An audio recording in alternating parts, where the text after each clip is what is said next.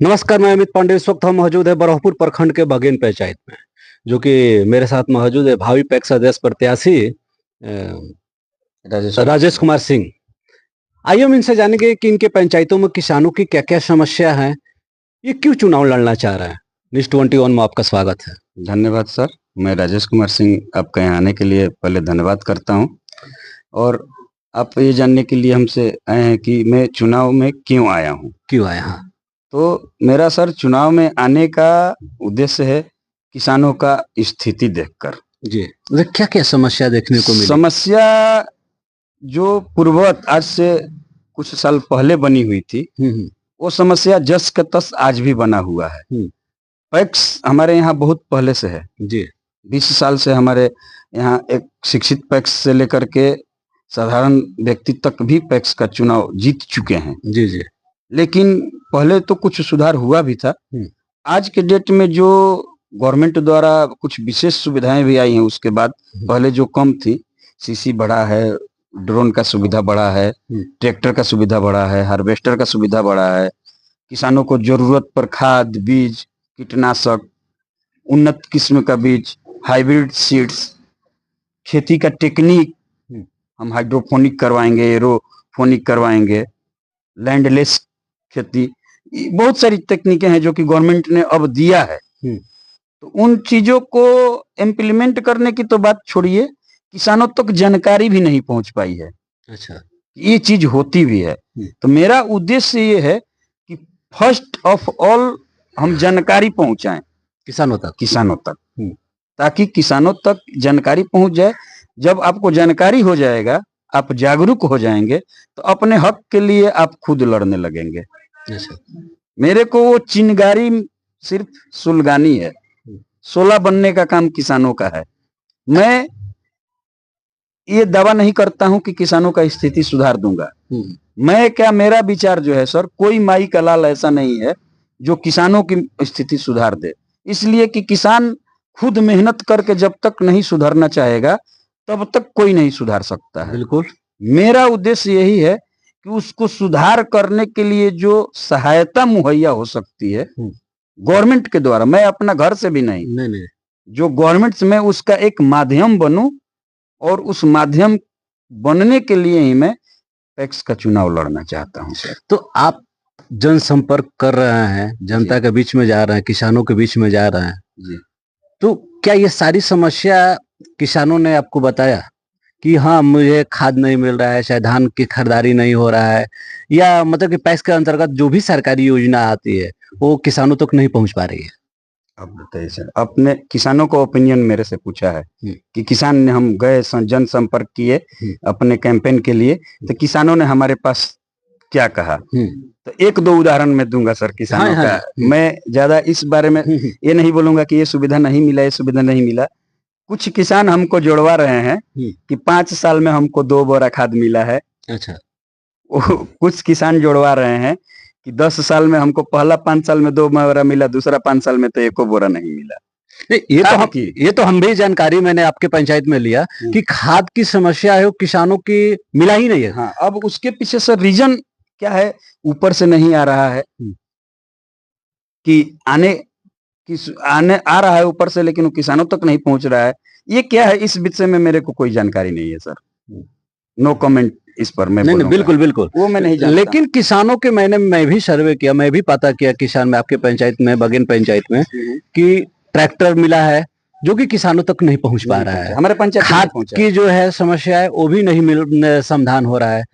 ये भी मालूम चला कि जो गिने चुने सिर्फ लोग हैं उन्हीं का धान का खरीदारी होता है, नहीं तो व्यापारी से ही धान की खरीदारी होता है, फिर भी वो समय से पेमेंट नहीं होता है।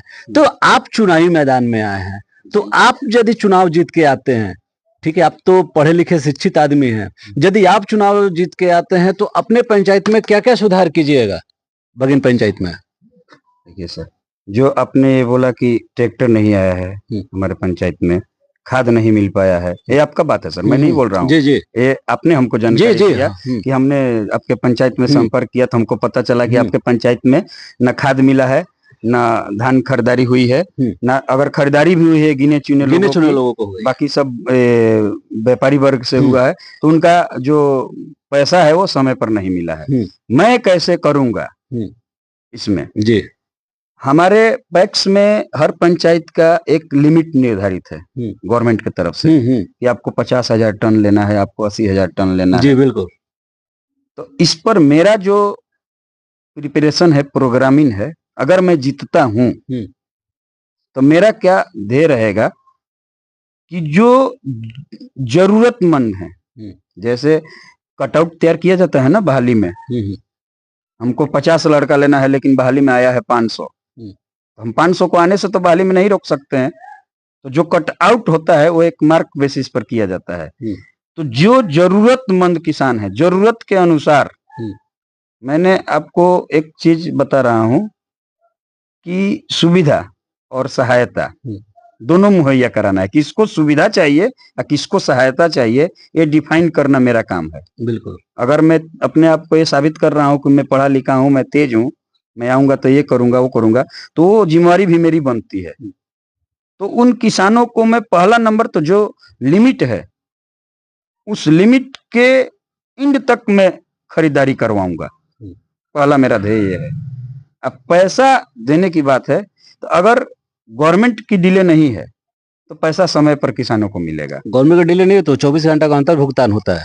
तो 24 घंटे का अंदर भुगतान होता है तो सर 25वें घंटे में किसान के पास जाएगा। इसलिए कि आजकल सिस्टम है अकाउंट में डायरेक्ट ऑनलाइन। जब उधर से क्लियर हो गया तो इधर अपना मैसेज चेक करेंगे किसान ना, तो इनको पैड दिखाएगा। यानी 24 घंटे, यदि आप चुनाव जीत के आते हैं तो 24 घंटे का अंदर भुगतान किसानों का होगा। ये मेरा वादा है। अच्छा, जो खाद की समस्या है वो हर किसान तक खाद का आपूर्ति होगा? अब बता रहे हैं सर, खाद मान लीजिए हमको सप्लाई होता है 100 बोरा, एक एग्जांपल दे रहा हूं मैं, और हमारे पंचायत में जरूरत है 500 बोरा की जी, तो 400 बोरा की आपूर्ति तो मैं पूरा नहीं कर पाऊंगा। तो मेरा टारगेट थोड़ा लीक से हट के है। अगर सर मान लीजिए सपोज कीजिए आप एक किसान है, 500 रुपए प्रति बोरा मिल रहा है खाद दुकान पर, पैक्स में जाहिर है सस्ता मिलेगा। जी बिल्कुल। 450 रुपए मिलेगा, लेकिन वहां तो भाई पूरा गांव का किसान लेगा ना। 500 का लाइन लगा हुआ है, 500 आदमी लगे हुए हैं, आपके पास पैसा अवेलेबल है। आप हमको ईमानदारी से ये बताइए कि 500 के लाइन में लग ले जाइएगा कि 50 रुपया दे के आप अपना सुविधा अनुसार तुरंत ला के खेत में बिक दीजिएगा। किसान, मेरा जवाब ये है कि यही सोचेगा कि हम तुरंत लाएं और अपना टाइम पर फेंक दें। जी बिल्कुल। हमको लाइन लगाने की कोई जरूरत नहीं है। 50 रुपये एक्स्ट्रा लग रहा है मेरे पास, मैं कैपेबल हूँ 50 रुपया देने के लिए। तो जब मैं ये वादा कर रहा हूँ किसान का भुगतान जो होगा वो 24 घंटा के अंदर हो जाएगा, बात समझिएगा सर। जी जी। तो यहीं पर खाद की समस्या का समाधान हो गया। अच्छा, ऑटोमेटिक। आपका फर्स्ट टर्न चुनाव है ये? जी सर, मेरा फर्स्ट टर्न चुनाव है ये। किसान चुनाव बहुत नजदीक है। जी सर। नॉमिनेशन कब कर रहा है? नॉमिनेशन का गवर्नमेंट की तरफ से 3 डेट निकला गया है, 11, 12 और 13 नवंबर। जी। इसी 3 डेट में से हम अपने, अभी मैंने डेट फिक्स नहीं किए हैं। नहीं, कार्यकर्ता से सलाह लेके जब हमारे कार्यकर्ता कहेंगे कि नहीं हम लोग इस डेट को चलेंगे। किसान भाइयों से क्या आग्रह कीजिएगा? चुनाव नजदीक है, अपने बगेन पहचान के किसान भाइयों से क्या आग्रह कीजिएगा? किसान भाइयों से मैं यही आग्रह करूंगा कि मैं भले अपने गांव से बाहर रहा हूं लॉन्ग टाइम तक, लेकिन जो गांव की अंतरात्मा है वो मेरे अंदर बस रही है। समस्या को मैं जिया हूं। मैंने अपने गांव में अपने स्तर से सूरजमुखी का खेती किया था, जो कि ना आज तक किसी ने किया, ना आगे अभी तक करने की अभी तक संभावना दिख रही है। जी। भले मैं उसमें फेल रहा है या पास रहा, वो बात की बात है।